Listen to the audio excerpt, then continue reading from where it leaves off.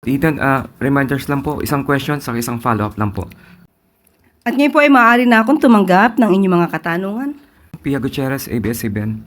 Hi ma'am, hingi lang po kami ng reaction din sa Palasyo kasi sabi ng OVP, Vice President Sara Duterte is currently on a personal trip to Australia to attend the Free Duterte Now rally scheduled for June 22 in Melbourne.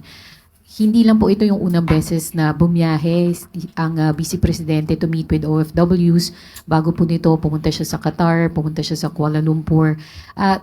Does the palace see this as something to be concerned about? Kasi, or does the palace see a strategy for the VP to get the sympathy and support of the OFWs by going to different countries po?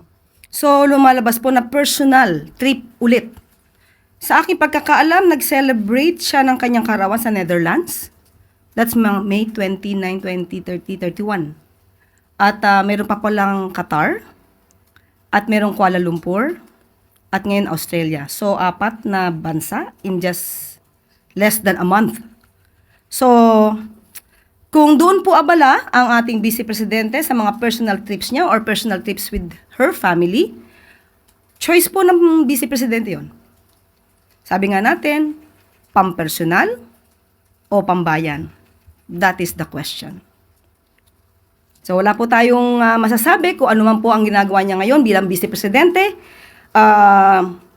Ito po ang nakikita ng taong bayan sa kanyang ginagawa bilang isang halal na leader ng bansa. A follow-up question, Eden Santos. Follow-up lang po, Yusek, dun sa tanong ni Pia about BP Sara's mga biyahe. Meron po bang nalalabag ang Vice Presidente dito sa kanyang mga travels na ito? Ang kanya lang sigurong malalabag ay ang kanyang obligasyon sa taong bayan. Doon po sa naman sa mga OFW natin dyan sa Israel at Iran, medyo may mga dismayado po doon sa statement ng Pangulo na depende doon sa desisyon ng bawat individual or bawat pamilya po yung pag-repatriate or pag-evacuate sa kanila. Meron po bang particular na sitwasyon bago po magpatupad ng mandatory repatriation ang gobyerno? Nakausap po natin kahapon ang kinatawan po ng DMW at sila'y sumusunod lamang po kung anong alert level ang ibinibigay ng DFA. Sa kasalukuyan po, as of yesterday, ang alert level po ng Israel ay alert 4.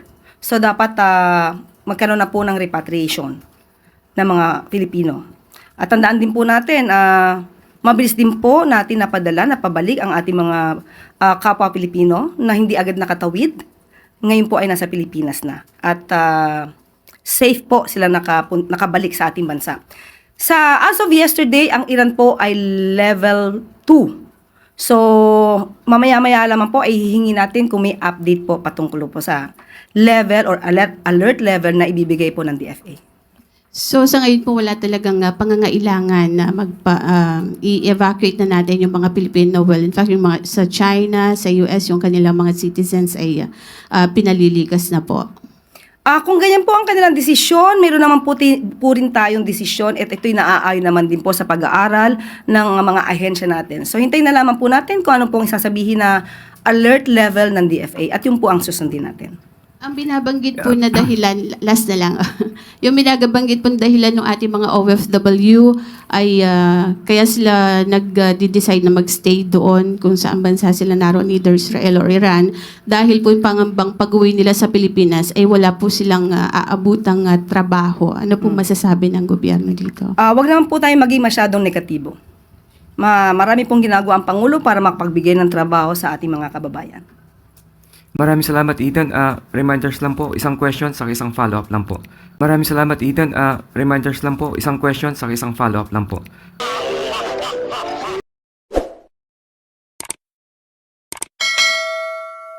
Sumunod ang pulong ng Pangulo sa Canadevia Corporation para sa Manila Waste to Zero Project.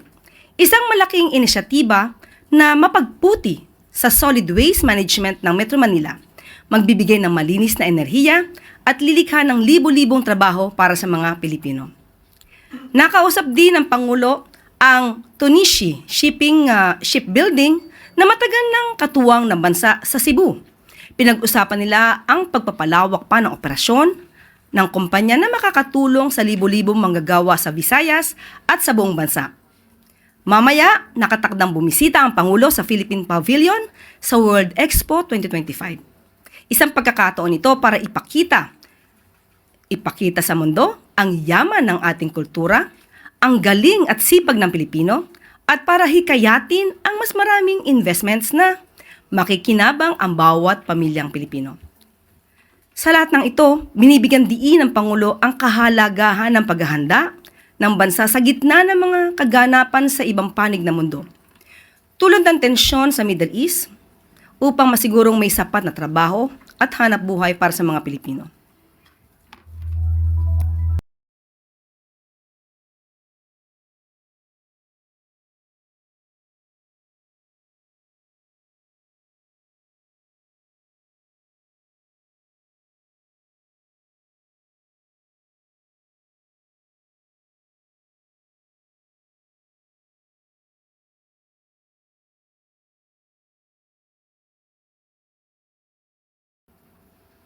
Ang mensahe ni Pangulong Marcos Jr. sa mga estudyante, mag-aral kayong mabuti. At para matuon ang mga bata ang kanilang pag-iisip sa pag-aaral, minabuti ng Pangulo na pagaanin ang gasto sa pagbabalik eskwela.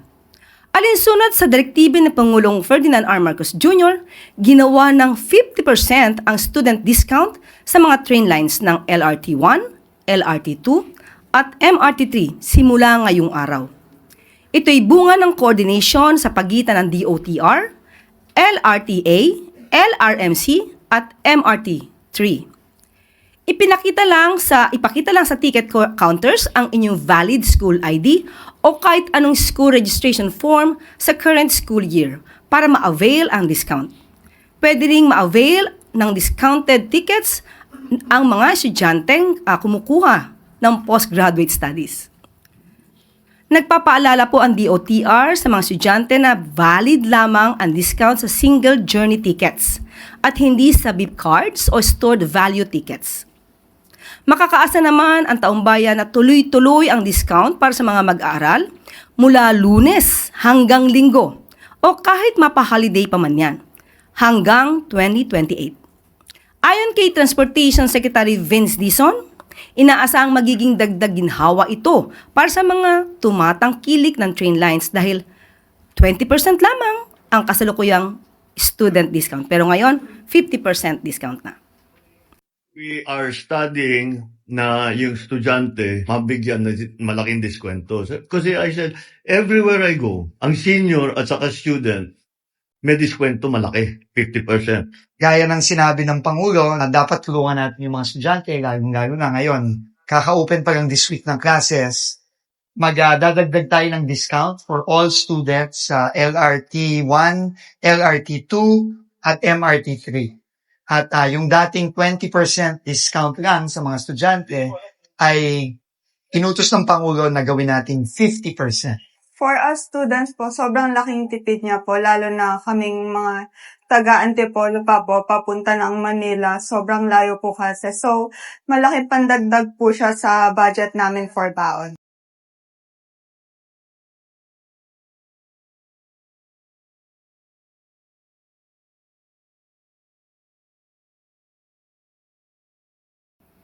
At ngayon po ay maaari na akong tumanggap ng inyong mga katanungan. Maraming salamat, Yusek Claire. First question, Ivy Reyes, Bilyonaryo. Hi, Yusek. Isa po sa preparations po ng House for the President SONA, ilan po sa mga concerns nila yung deepfakes, AI or manipulated videos of the President giving a speech. Meron na daw po kayang preparation ang palasyo in case this happens? Sa ngayon po ay wala pa po tayong detalye at malamang po sa SONA ay makakasama po ito. Dahil noong po nagkaroon ng statement ng Pangulo ng Independence Day, binanggit niya rin po ang patungkol sa fake news. And last one po, baka po pwede kaming makakuha ng reaction from the palace about Senator Imy's remark criticizing the government's efforts to maintain San Juanico Bridge. And she said, and I quote, sana ako na lang nagpresidente. Lumiliwanag po ba ang ambisyon ni Senator Amy Marcos? Well, anyway, naging senador po ang si mahal na Senadora Amy Marcos since 2019. At malamang po ay alam naman po niya ang naging budget ng dating administrasyon patungkol po dito sa San Juanico Bridge. At 4 na taon pong nagkaroon. Kung di ako nagkakamali, 4 na taon since 2018 up to 2022 ang administrasyong Duterte. Pero hindi nga po nagkaroon ng rehabilitation. At dapat nga po magpasalamat po tayo sa panahon po ngayon ni Pangulong Marcos Jr. dahil nang kanilang nagkaroon ng inspection, doon lamang po nakita ang lawak na po ng danyos at dapat na kailanganing i-repair sa San Juanico Bridge. Sa panahon lamang po ni Pangulong Marcos Jr., ito nagkaroon talaga ng malaliman at na pag-i-inspect para po makita na maaaring ito po ay hindi na magandang daanan at dangerous na po sa mga lumalakbay gamit po ang San Juanico Bridge. Maraming salamat, Ivy. Next question, Maricel Halili, TV5. Magandang umaga, Yusek. Yusek, hingan ko lang po kayo ng reaksyon dun sa naging pahayag ni Attorney Harry Roque kahapon in response po doon sa statement ninyo on asylum. Ang sabi niya, come and get me, kung ready kayo sa akin, bakit hindi niyo ako makuha? Ano nga po bang nangyayari? Bakit po hindi pa siya mapauwi ng pamahalaan dito? Ayon naman po sa DOJ, naghihintay lamang po ng formal notice na patungkol po dito sa kanyang asylum. Kung ang sinasabi po niya, come and get me, yun naman po sa ating pamahalaan, wait and see. And he also mentioned about yung kapalpakan daw po ng intelligence ng pamahalaan dahil alam naman daw nila na yun daw pong intelligence na nakukuha daw po ng gobyerno about him galing lang naman sa isang chismosang Dutch. And of course, he reiterated that it's not true na the decision na yung kanyang asylum. Wag niya pong sa walang bahala ang intelligence, ang assets po ng DOJ. At hindi naman po namin ite-telegraph ang mga punches ng gobyerno katulad ng kanyang ginagawa. Salamat, Yusek. Thank you, Mase. Next question, Alvin Baltazar, Radyo Pilipinas. Undersecretary, magandang hapon po.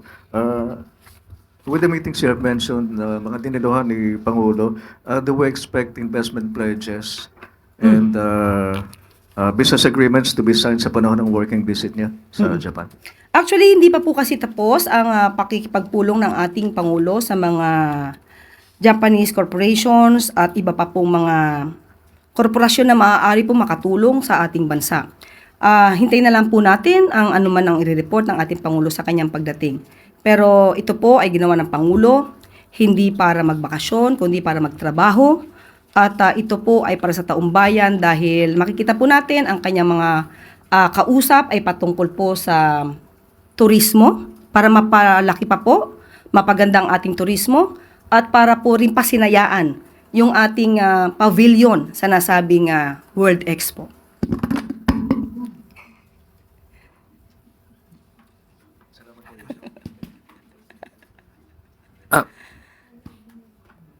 Thank you, Alvin. A follow-up question, Eden Santos. Follow-up lang po, Yusek, dun sa tanong ni Pia about BP Sara's mga biyahe. Meron po bang nalalabag ang Vice Presidente dito sa kanyang mga travels na ito? Ang kanya lang sigurong malalabag ay ang kanyang obligasyon sa taong bayan. Doon po sa naman sa mga OFW natin dyan sa Israel at Iran, medyo may mga dismayado po doon sa statement ng Pangulo na depende doon sa desisyon ng bawat individual or bawat pamilya po yung pag-repatriate or pag-evacuate sa kanila.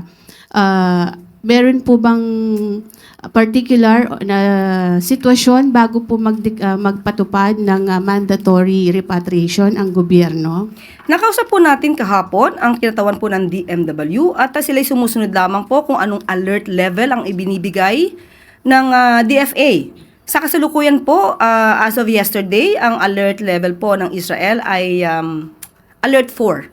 So dapat magkaroon na po ng repatriation ng mga Pilipino. At tandaan din po natin, mabilis din po natin napabalik ang ating mga kapwa Pilipino na hindi agad nakatawid.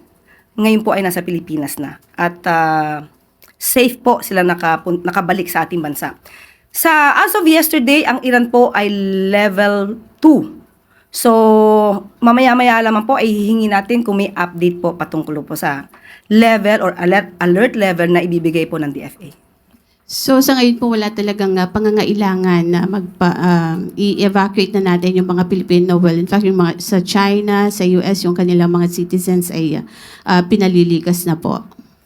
Kung ganyan po ang kanilang desisyon, meron naman po rin tayong desisyon at ito'y naaayon naman din po sa pag-aaral ng mga ahensya natin. So hintayin na lamang po natin kung ano pong sasabihin na alert level ng DFA at yun po ang susundin natin.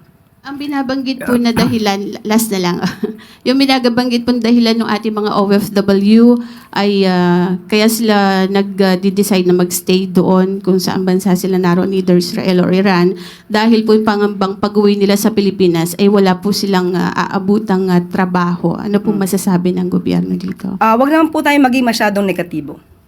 Marami pong ginagawa ang Pangulo para makapagbigay ng trabaho sa ating mga kababayan. Maraming salamat, Eden. Reminders lang po, isang question sa isang follow-up lang po. Next question, Maricel Halili, TV5. Yusek, follow-up lang yun tungkol sa Japan trip. May we know why is it not open for media coverage considering that it's a working visit? Actually po, ang naging dahilan po dito, nagkaroon po ng last-minute decision ang Pangulo na tumuloy po sa Japan. Hindi man po ito nasabi para po makasama ang ibang mga taga-media, pero po nandun po ang Maro. At ipagpaumanhin kung hindi po, nakita po niyo po kasi ang lahat ng activities ng Pangulo. Halos sunod-sunod po last week, Monday to Friday, kumpleto po na kasi po ng activities ng Pangulo. So, nakapag-decide po, very last minute na nakapag-decision na siya po ay aalis. May we know, Yusek, kung kailan po na-finalize ni PBBM yung decision A niya? day before. So, yung oras hindi ko po alam, but a day before. Thank you, Masi. Next question, Left Narciso, DZRH. Good afternoon, Yusek. Hingi lang po kami ng reaction. Ang OVP po ay nagpasabi na sa Kamara na hindi ulit dadalo ng SONA si VP Sara. Last year, hindi naman din po siya dumating.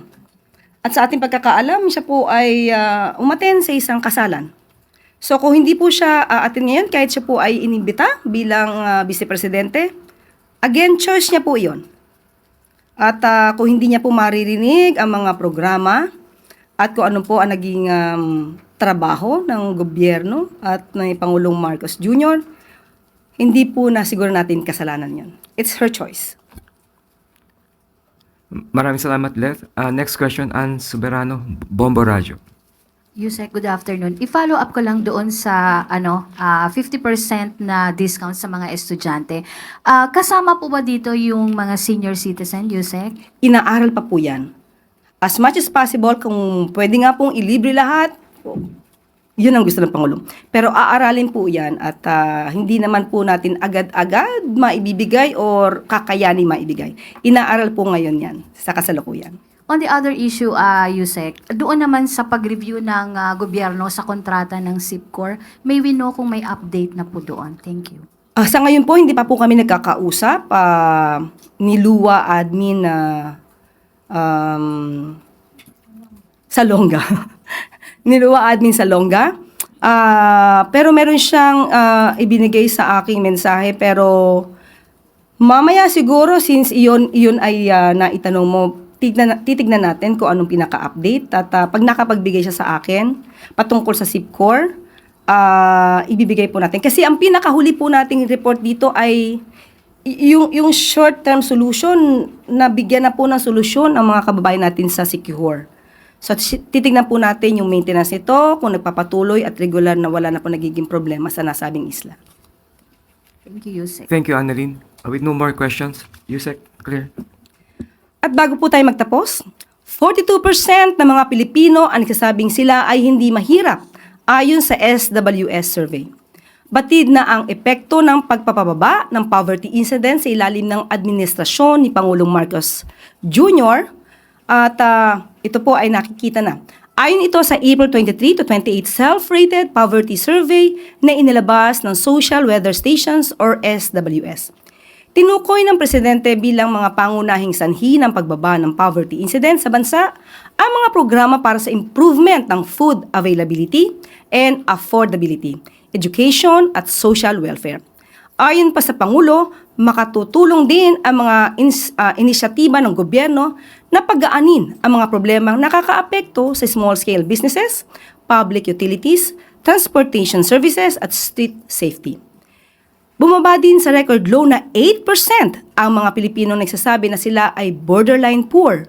Malaki ang ibinaba nito mula sa 39% na naitala noong 2021.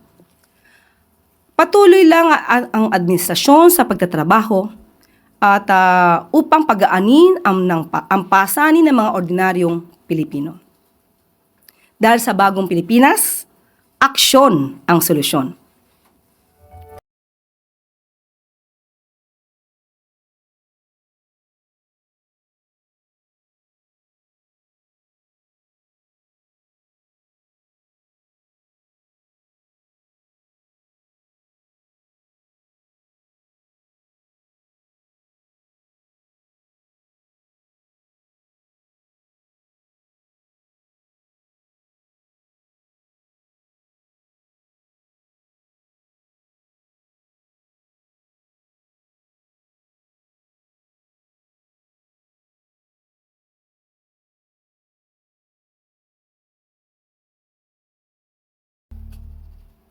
At isa pa pong bagong pasok na balita. 10 billion pesos worth of drugs nasabat sa Philippine Navy at PIDEA sa karagatan ng Zambales. Droga ang bumungad sa Philippine Navy at PIDEA sa kanilang pag-inspeksyon ng isang fishing boat kaninang madaling araw. Tinatayang nasa 1.5 tons ang bigat ng hinihinalang shabu. Tinawag naman itong isa sa pinakamalaking illegal drug apprehension sa kasaysayan ng Philippine Navy. Saludo po kami sa inyong patuloy na pagsuporta sa ating paglaban sa droga.